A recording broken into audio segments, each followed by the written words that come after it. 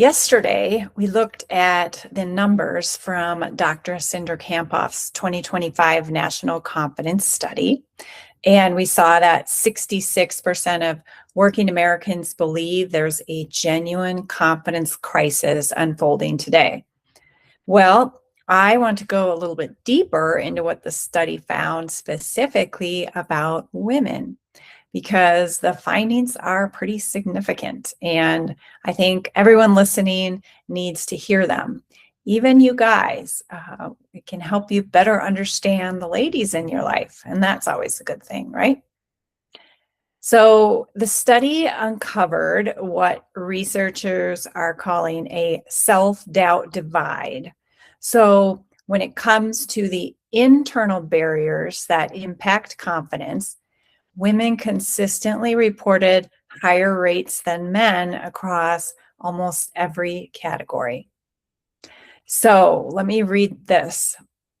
69% of women deal with a harsh inner critic compared to 65% of men. 69% of women experience feelings of not being enough compared to 56% of men.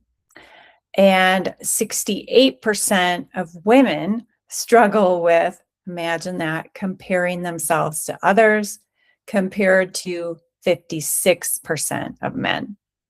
And then 65% of women say fear is holding them back compared to 58% of men. Now, that was a lot of numbers, but I want you to notice something. We've discussed on this podcast every single one of those barriers at one point or the other. And every one of them is directly tied to our thought life. That inner critic, the feeling of not being enough, comparison, fear. These are not circumstances happening to us from the outside. These are patterns happening inside our own minds. And that is actually what's the most empowering thing about this research, because if the barriers are internal, they live in our thinking, then our thinking is also where we can address them. The study also looked at the hidden costs of low confidence, and they go far beyond how we feel in the moment. When confidence takes a hit, people reported second guessing themselves more, holding back their opinions, procrastinating on important tasks, and even considering quitting their job.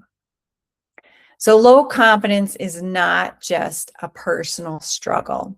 It has a real, measurable consequence on our performance, our decisions, and our lives.